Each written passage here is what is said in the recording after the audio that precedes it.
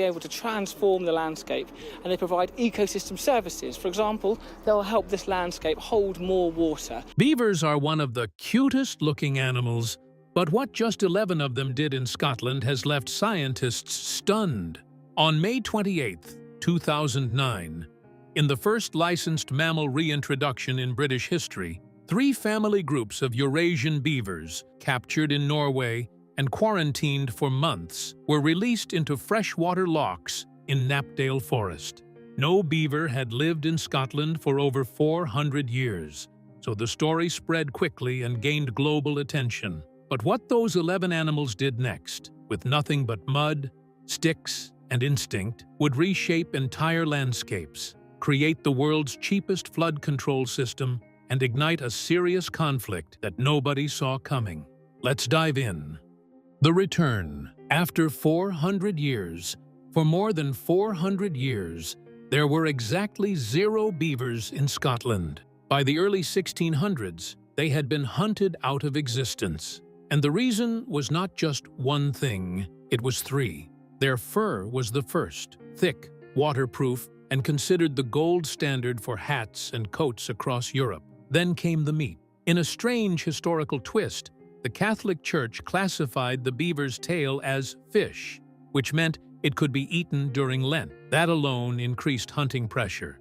But the most valuable part was something few people talk about: castoreum, an oily substance from scent glands used in perfumes and so-called medicines. By the 16th century, it was treated like liquid gold. That combination was enough. The price of the animal became too high, and one by one, they disappeared. When the last beaver was gone, the damage did not stop with the species.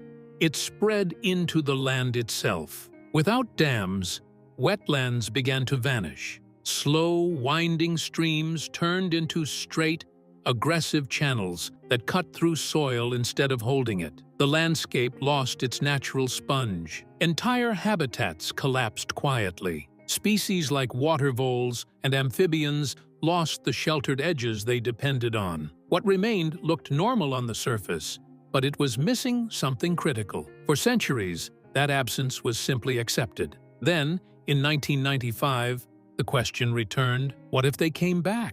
A feasibility study was conducted before the Scottish government. At first, it sounded like restoration, but almost immediately, a wave of criticism began to build. Farming groups raised concerns about flooding. Salmon fisheries warned about blocked migration routes. Heritage bodies feared damage to protected archaeological sites. This wasn't a simple conservation idea anymore. It had turned into a national-level dispute. By 2005, the government rejected the proposal outright, citing ecological risk and economic uncertainty. But the push did not stop. Organizations like the Scottish Wildlife Trust and the Royal Zoological Society of Scotland kept refining the plan. But guess what? There was one key hurdle: proving that the animals being reintroduced were truly native. That led to what some called the Norway loophole. Beavers from the Telemark region were genetically matched to the original Scottish population to satisfy strict native species laws.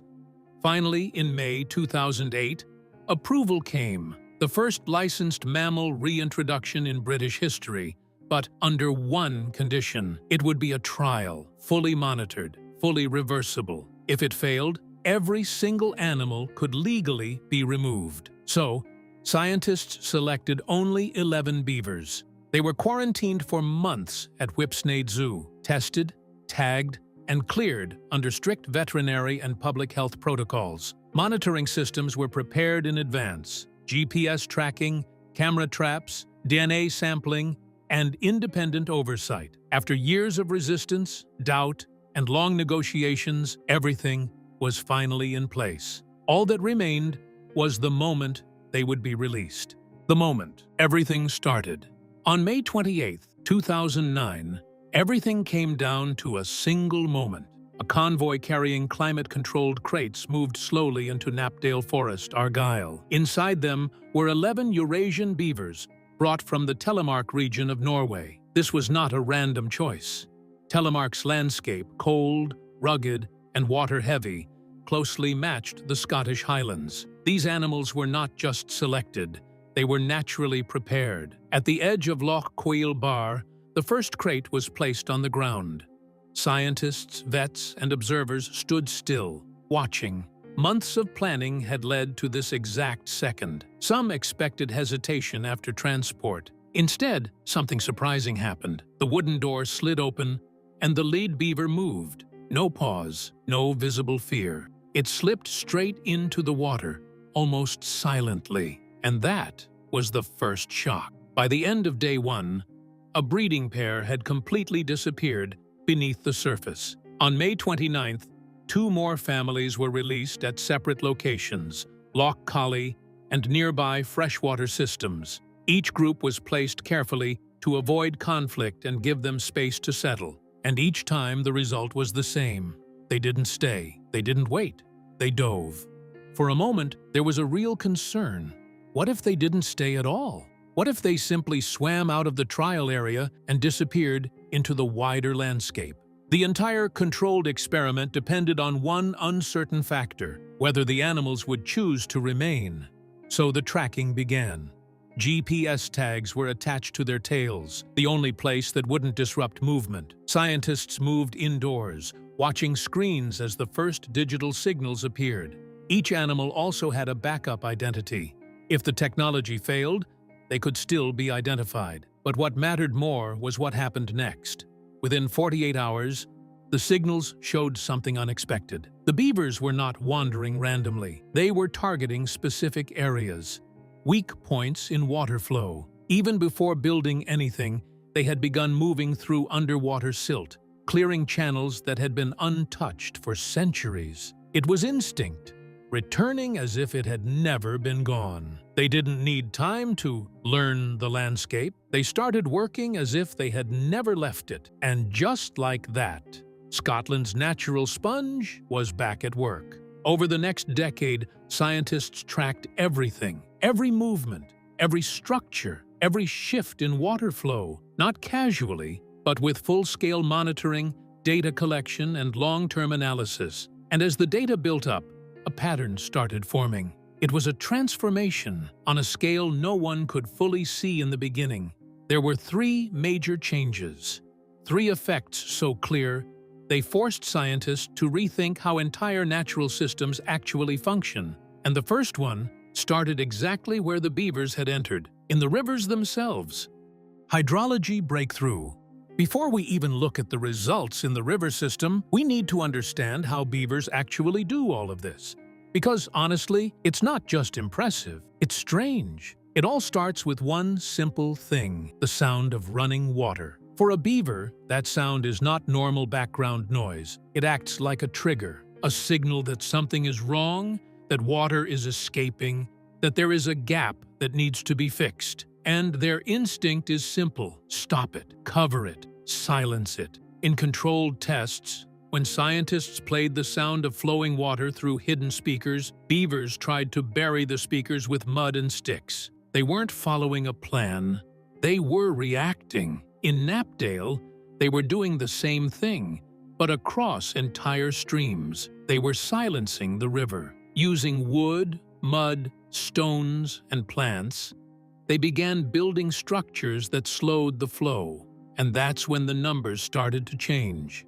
Over the next decade, scientists tracked more than 1,000 storm events, and the results were far beyond expectations. In areas with active beaver dams, peak flood flow dropped by up to 60%. Water that once rushed downstream like a surge was now being held back, not in one place, but across multiple small barriers. During heavy storms, these dams held back thousands of tons of water, releasing it slowly over hours, sometimes days instead of minutes. And that's not all. Flood peaks were pushed back by 2 to 3 hours. On paper, that sounds small, but in real terms, it changes everything. It can be the difference between a town being evacuated or staying dry. The beavers weren't just slowing water, they were buying time. And there was another effect, less visible, but just as important. As water spread out and slowed down, some of it began moving downward, into the ground.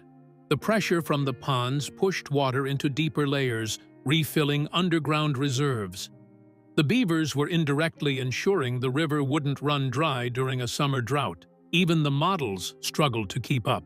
When scientists compared predictions to real-world results, the difference was less than 8%. That level of accuracy showed something unusual. The beavers were identifying tiny dips and weak points in the land, places too small for satellites or engineering maps to fully detect. But flood control was only part of what was changing, because while the rivers slowed down, life itself was starting to come back. Return of lost wildlife. Before the beavers, a river was just a line cutting through the land. Two edges, and that was it. But now, with dams, canals, and flooded patches, that line had turned into thousands of small edges, each one slightly different. Deeper here, warmer there, softer in some places, open in others. It didn't create one habitat, it created dozens at the same time. And species began to respond almost immediately. Dragonflies appeared first, hovering above the still water. Not just common ones, but species like the broad-bodied chaser, rarely seen in that region before. They didn't just add movement to the air, they started controlling it, feeding on insects and shifting the balance above the ponds. Birds followed. Reed buntings and water rails moved into the thick vegetation that had started growing along the edges. Areas that had been bare mud for decades were now dense enough to support nesting. Then came the amphibians. For years, frogs and toads had struggled in fast-moving streams. Their eggs were often washed away before they could develop. But beaver ponds changed that. The water was still, warmer by 2 to 3 degrees, almost like a natural incubator. Tadpoles survived in higher numbers, grew faster, and stayed protected. Populations didn't just recover, they expanded. Water voles showed one of the clearest shifts. Long-term monitoring recorded a 4-fold increase over a decade, and it wasn't random. The beavers had created the exact conditions they needed: soft banks for burrowing, thick grass for food, and a network of canals that acted like escape routes from predators like the American mink. Even the trees played a role. Where beavers cut down large trees, sunlight reached the ground again. New plant growth followed. What looked like destruction was actually feeding an entire chain of life. And then there were the dead trees left standing in the water. To most people, they looked lifeless, but in reality, they became habitats. Woodpeckers nested in them. Bats used them for shelter. Insects returned to the rotting wood, bringing birds that hadn't been seen in years. Higher up the chain, predators adapted too.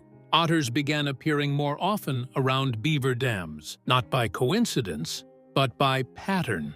The dams slowed fish and created natural bottlenecks. For an otter, it was like a constant feeding point. All of this from a few structures built out of mud and sticks. A single species had triggered a chain reaction across the entire ecosystem. But the most surprising part wasn't just the return of life. It was what was happening to the water itself. The impossible filtration. In a fast-moving river, everything moves with force. Silt, waste, chemicals, they don't stop. They don't settle. They rush straight through like a stream of particles, carrying everything downstream. But a beaver dam changes that completely. The moment water slows down, something else begins to happen. Particles start to fall. Sediment drops out of the flow. Organic matter gathers. Instead of being carried away, it gets trapped behind the dam, layer by layer. Over time, this builds up into thick beds of mud. Not just dirt, but a mix of carbon, nutrients, and even pollutants. In some cases, a single dam was found to trap several tons of sediment in just 1 year. And that's when the chemistry starts changing. Tests showed clear shifts in nutrient levels. Nitrates dropped by around 12%, phosphates by about 8%. These aren't small numbers. These are the exact chemicals that feed harmful algal growth and strip oxygen from the water. Inside the pond, something else was working quietly. Bacteria living in the mud were breaking these chemicals down, turning harmful compounds into harmless gases. The system wasn't just trapping pollution, it was processing it. And then came the clarity. Turbidity, the measure of how cloudy the water is, dropped by around 15%. That meant something simple but powerful. Light could now reach deeper into the water. For the first time in centuries, sunlight was hitting the riverbed again. Plants began to grow below the surface. Oxygen levels increased. Fish spawning conditions improved. The water leaving these areas was visibly clearer than the water entering them. Even during heavy storms, when surrounding rivers turned dark with washed soil, the water flowing out of beaver sites stayed unusually clear. The structures were acting like large-scale filters, slowing everything down and holding it in place. And it didn't stop there. The deep, wet mud behind these dams began storing carbon, preventing it from being released back into the air. In some cases, these ponds held more carbon per square meter than dry land nearby. Even traces of heavy metals like lead and copper were found settling into the sediment, locked away from the active water flow. All of this without machines, without chemicals, without control systems, just instinct, repeated over and over again. The beavers hadn't just changed how water moved, they had changed what water carried, and what it left behind. But not everyone saw this as progress. Because while nature was repairing itself, human systems were starting to feel the pressure. Beavers versus systems. At first, the results looked like a success story. Cleaner water, slower floods, wildlife returning. But outside the controlled study zones, a different story was starting to build, and it wasn't small. The biggest concern came from something Scotland values deeply: Atlantic salmon. Often called silver gold, these fish are not just part of the ecosystem, they are tied to a major fishing industry. The fear was simple and serious. Beaver dams would block their path completely. At first, it sounded like a disaster waiting to happen. But when scientists studied it closely, the reality was more complex. Salmon have been crossing natural barriers for millions of years. In normal conditions, they could jump over many of the dams. But during low water periods, those same structures became real obstacles. Fish would gather below the dam, waiting, sometimes for days. And that created a difficult question. Do you protect the animal rebuilding the ecosystem, or the species that depends on reaching its breeding grounds? At the same time, another issue was spreading quietly across farmland. Beavers don't just block rivers, they raise the entire water level in the surrounding land. Farmers began noticing something unusual. Fields weren't flooding from the surface, they were soaking from below. Crops were failing, not because of rain, but because underground water had nowhere to go. In some cases, a beaver dam built miles away was enough to affect drainage systems across entire fields. Pipes clogged, ditches filled. Land that had been dry for decades started turning into wet ground again. And fixing it wasn't cheap. Each intervention, clearing a blockage or adjusting a dam, cost around £1,180. Multiply that across multiple sites, and it quickly turned into a serious financial burden.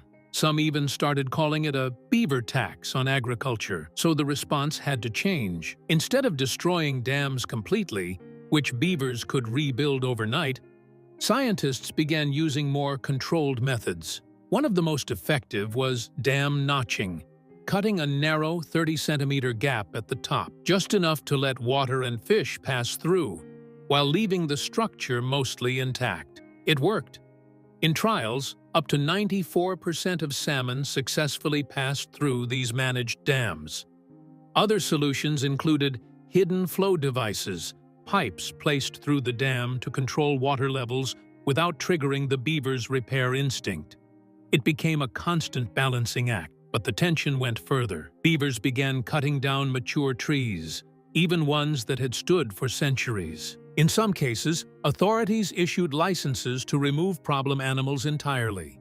And while scientists were working to manage these conflicts, something much bigger was already happening beyond the controlled areas. The population was no longer contained. The population explosion. What was happening inside Knapdale was controlled, but outside it, something very different was already underway. While the original 11 beavers were being tracked with GPS, monitored by scientists, and studied closely, another population had quietly taken hold in the River Tay catchment. These were not part of the official plan. They were Bavarian beavers, likely escapees from private collections or released without permission. No monitoring, no control, no limits, and they didn't stay separate for long. As these unofficial beavers spread, they began mixing with the Norwegian population. And what followed was something unexpected, a stronger, more diverse gene pool. A combination that made the species more adaptable, more resilient, and far harder to manage. By 2012, estimates suggested around 100 beavers across Scotland.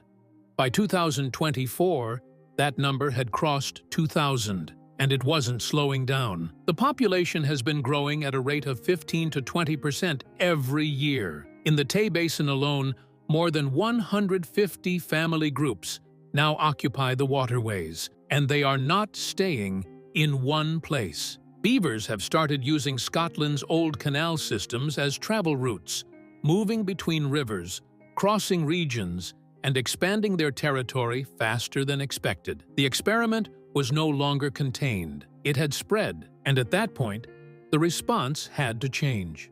Early management relied heavily on removal. In some years, over 80 licensed killings were carried out to control numbers and reduce conflict. But public pressure began to rise. The image of a returning native species being shot created backlash. So the strategy shifted.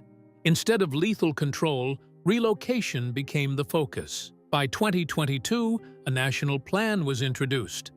Problem beavers were trapped and moved to new locations across the UK, even transported to England and Wales to help restore other ecosystems. Some began calling it the beaver bus. At the same time, genetic management was introduced. New individuals were added to increase diversity and strengthen the population long-term. Monitoring continued, but the goal had changed. This was no longer about control. It was about coexistence. And then something big happened. In 2016, the beaver was officially given native species status. Legally, it now had the right to exist in Scotland's landscape, just like any other native animal. And the projections are clear. Scotland has the capacity to support over 10,000 beavers. Right now, it is only a fraction of that, which means what we are seeing today is just the beginning. What started as a small, carefully monitored trial with just 11 beavers has turned into a nationwide shift. Rivers, wetlands, and entire ecosystems are being reshaped at a pace few expected. And now, the question has changed. It's no longer about whether this works. It's about whether we are ready for what it becomes. So what do you think about reintroducing native species to areas where they once existed? Share your thoughts about this in the comments below. And if you found this video fascinating, make sure you give it a thumbs up. Also, consider subscribing to the channel if you haven't already, because we'll be uploading more incredible stories like this one in the coming weeks. Until then, see ya!